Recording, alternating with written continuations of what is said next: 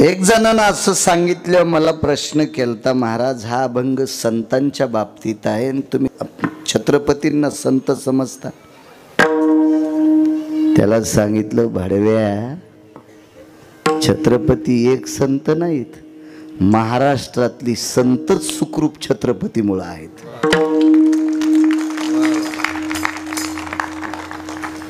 तो पांचेटीस म्हणलं, आडकीता ठेवून द्याला आणि दाढान सुपाऱ्या फोडायला. त्याला आखलीचा कांदा आहे का तुला? महाराज एक लक्षात ठेवा, अजून संस्कृतीवर आक्रमण झालं नव्हतं. इतका दर्जा, इतका तरारा माझ्या राजाचा होता. आता पांचेट शिकलेल्या लोकांनी संस्कृतीचं मात्र केलंय, म्हणून बाकीचे आक्रमण आपल्या महाराष्ट्रावर व्हायली.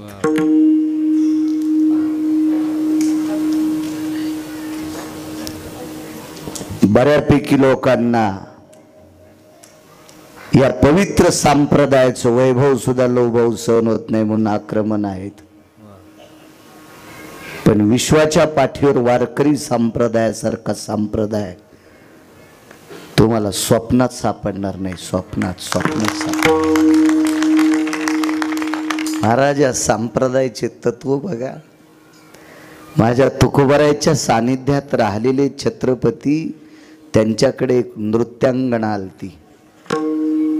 नृत्यांगणा हिला थोड्या अलीकडच्या भाषेत जर सांगायचं झालं तर वारांगणा, पुन्हा त्याच्या अलीकडच्या भाषेत सांगायचं झालं तर वेश्या.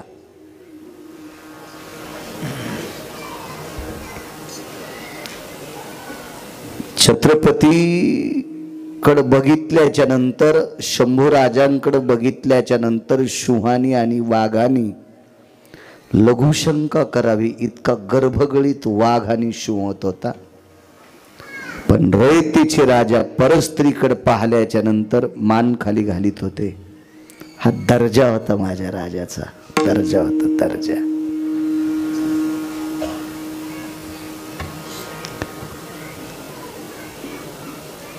वैकुंठवासी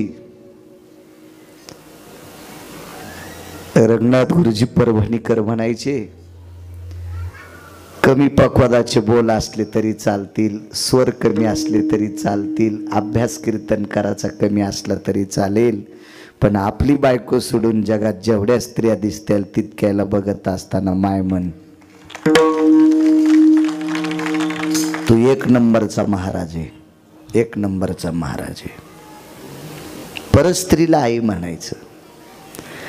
ती आल्याच्या नंतर गुमास्त्याच्या हाताने व्यथा विचारली, मी नृत्य करते. नकोस न करू ग नृत्य. तू नृत्य केल्याच्या नंतर बऱ्यापैकी पवित्र लोक, म्हणजे नास्तिक लोक वाया जातात. पण नास्तिकाच्या कुटुंबातली सगळी लोक नास्तिक नसतात.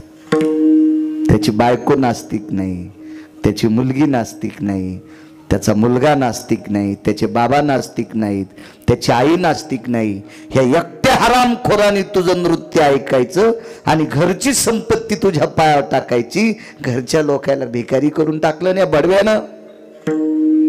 मग तू नृत्य बंद कर ना. तर ती एक शब्द चेतन बुवा न बोलता,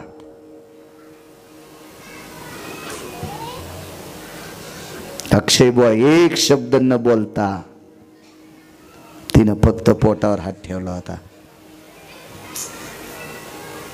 तर रयतेच्या राजानं सांगितलं, जोपर्यंत तू विश्वातला श्वास घेतेस तोपर्यंत तुला किराण्याची कमी पडणार नाही. पोटासाठी नाचते म्हणे मी. काय दखला असेल महाराज, काय कर्तव्य दक्ष राजा असेल, काय कर्तव्य दक्ष राजा असेल. आता आक्रमण झालंय. पैसा भरपूर झाल्याच्या नंतर काल पाहिला मी रात्री 3:15 3:30 वाजता आळंदीला पोहोचलो.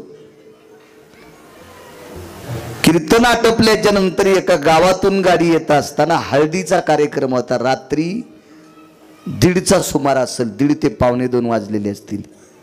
आणि रात्रीच्या 1:30-2 वाजता डीजेच्या तालावर अफाट श्रीमंत घरच्या बायका नाचत होत्या. अफाट. कारण बंगला लक्षात आला. ते काय ऊस तोडणाऱ्याचा बंगला नव्हता.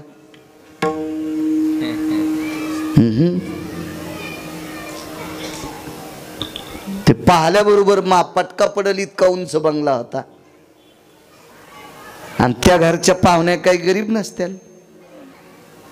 रात्रीच्या प्रकाशात विद्युत रोशनीची झल्लाट, तो डीजेचा आवाज आमच्या गाडीचे पत्रे दाबीत होता. काय वाटत असेल रयतेच्या राजाला? काय वाटत असेल माझ्या देहूतल्या मालकांना? नका चुका नाही करायच्या. चुका नाही चुका करायच्या. मागे एकदा मी बोललो, बाईने नाचूनही मला बऱ्यापैकी फोन आले. महाराज मग आम्ही आनंद कवा घ्यायचा? नाचायचा का?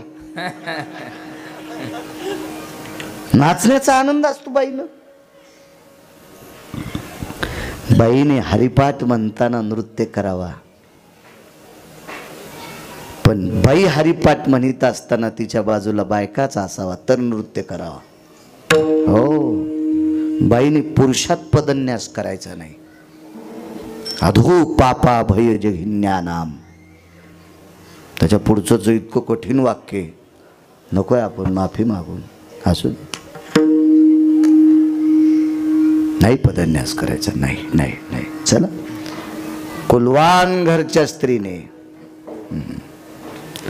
कुलवान घराण्यातल्या स्त्रीने पुरुषाच्या पुढे पदन्यास आध्यात्मिक क्षेत्रात पण करायचा नाही. पदन्यास.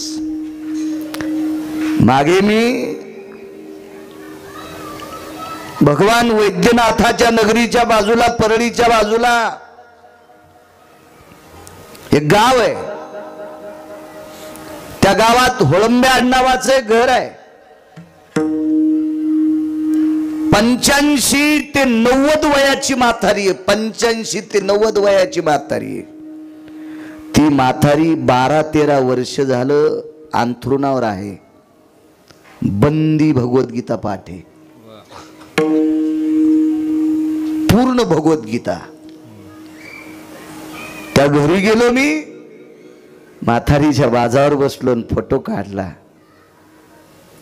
बाजूला नातू बसलेल्या, नातवाच्या हातात भगवद्गीता दिली. सांगितलंय 7वा श्लोक काढ रे, 8वा श्लोक काढ रे, या अध्यायातला 9वा श्लोक काढ रे. आणि तो श्लोक सांगायचा. मी स्वतःच्या गालात मारून घेतली. बाळा, कधी शिकली असेल म्हातारी? कधी शिकली असेल? गीता पाठ करा, ज्ञानेश्वरी पाठ करा, गाथा पाठ करा. माझ्या माईनो तुमच्या चपलाला हात लावून दर्शन घेतो. तुम्ही पुराण पाठ करा, रामायण पाठ करा, भागवत पाठ करा, मोठ्या वैभवात भजन करा. तुम्ही तुमच्यात करा.